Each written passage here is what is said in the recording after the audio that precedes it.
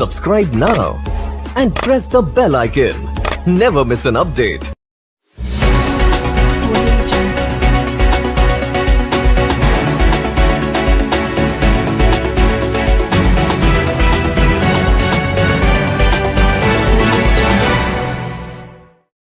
अपनी परंपराओं को जीवंत रखने और आपसी भाईचारे के प्रतीक है संस्कृति कार्यक्रम बबन। पांकी के नौडीहा बहेरा में दीपावली सोहराय भाई दूज पर्व के उपलक्ष्य में सांस्कृतिक कार्यक्रम भक्ति जागरण का आयोजन किया गया।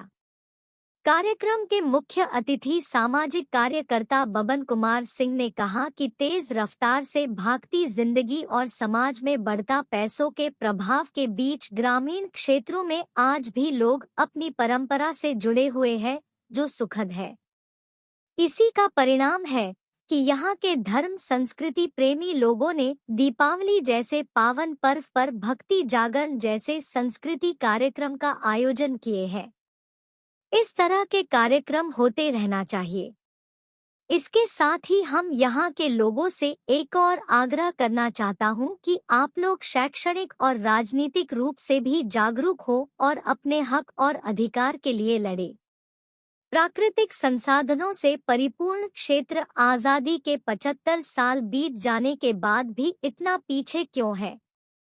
अपनी इन्हीं प्राकृतिक संसाधनों की लूट खसोट और भेदभावपूर्ण नीतियां के खिलाफ अलग राज्य की लड़ाई लड़े और अलग हुए बावजूद जो विकास होना चाहिए था नहीं हुआ, इसके जिम्मेदार हमारे जनप्रतिनिधिगण हैं।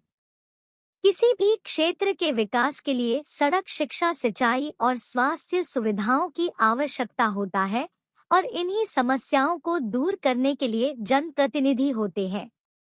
यहाँ के लोगों ने तो अपना कर्तव्य निर्वाहन किया, किंतु जनप्रतिनिधियों ने अपना कर्तव्य का पालन नहीं किया। कार्यक्रम की अध्यक्षता सीरम निवासी रिटायर्ड फौजी जसवंत सिंह ने कहा कि सरकारें चाहे केंद्र की हो या राज्य की, गांव गरीब के विकास के लिए योजनाएं बनाती है, किंतु इन योजनाओं का क्रियान्वयन गांव और गरीबों के हित में नहीं हो पाता है। यही कारण है कि गांव और गरीब आज भी काफी पिछड़े हैं। जरूरत सरकार की इन योजनाओं को जमीन पर उतारने की है। कार्यक्रम में विशिष्ट अतिथि डंडार कला पंचायत के मुखिया प्रद्युम्न कुमार सिंह ने कहा कि गांव कस्बों में आयोजित इस तरह के सांस्कृतिक कार्यक्रमों से आपसी भाईचारा बढ़ता है और मिलजुल कर रहना सिखाता है। इस दफा के सांस्कृतिक कार्यक्रम भक्ति जागरण हमें अपनी जड़ों और जीवन मूल्यों से जोड़े रहती है। हमारे पर्व त्योहार भी आपस में मिलजुल रहना सिखाता है। कार्यक्रम में कलाकारों ने भी समय की महत्ता को समझते हुए अच्छे भक्ति गीत गाकर लोगों का मनोरंजन किया। दर्शक दीर्घा में मौजूद गार्जियन, माताएं, बहनें एवं नौजवान साथियों, आप सबों का मेरा सादर नमन, नमस्कार, राम राम, जय हिंद। आज दीपावली के अवसर पर जो ये कार्यक्रम पिछले 3 दिनों से चल रहा है, उसका अंतिम दिन है आज। और हमारे समाज सेवी बबन भैया के साथ हमें यहाँ उपस्थित होने का मौका मिला। सौभाग्य की बात है कि मुझे 2 दिन पहले ही छुट्टी मिली। मैं परसों रांची पहुंचा और यहाँ के लोगों के विशेष आग्रह पर, चूँकि ये मेरा गांव भी है, घर है, तो मैं आज ही रांची से यहाँ पहुँचा हूँ। तो मैं धन्यवाद देना चाहता हूँ आपको कि आपने मुझे ये सम्मान दिया। क्योंकि अगर देखा जाए तो राजनीतिक लोगों को तो हमेशा ही सम्मानित किया जाता है, मंच मिलता है, लेकिन सीमा पर खड़े, सरहद पर खड़े हुए किसी प्रहरी को जब आप इस तरह से सम्मानित करते हैं तो वाकई हमारा जो सीना है गर्व से चौड़ा होता है। आप सभी जानते हैं कि दीपावली जो है हम मनाते आ रहे हैं, तो इसकी वजह तो सबको पता है कि आज ही जो है भगवान श्री राम और उनकी सेना जो है अत्याचारों के खिलाफ लड़ करके, रावण से लड़ करके उस पर विजय पा करके और अपने देश राज्य को सुरक्षित करते हुए वापस लौटे थे।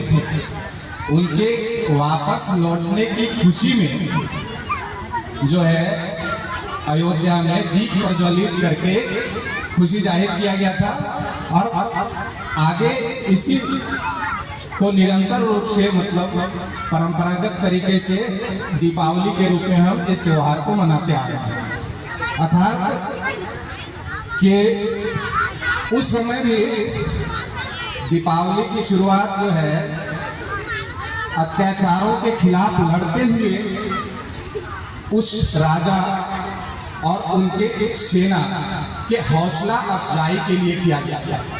जहां तक मैं समझ पाता तो आज भी मैं कमेटी से एक आग्रह जरूर करना चाहूँगा कि आपके लिए सीमा पर खड़ा हुआ सैनिक आसपास के क्षेत्र से जो भी हो, अगर वो इस दौरान छुट्टी पर होते हैं या जो अवकाश प्राप्त हो घर के हो, तो जो परंपरा भगवान राम के समय शुरू की गई थी उसका जो है क्रियान्वयन करते हुए आगे बढ़ाते हुए आप वैसे लोगों को जरूर सम्मानित करने का काम करें, क्योंकि आज भी वो वहां पर आपके लिए लड़ रहे हैं। आज भी आपको सुरक्षित रखने के लिए अपनी जान न्यौछावर करने को वहां खड़े हैं।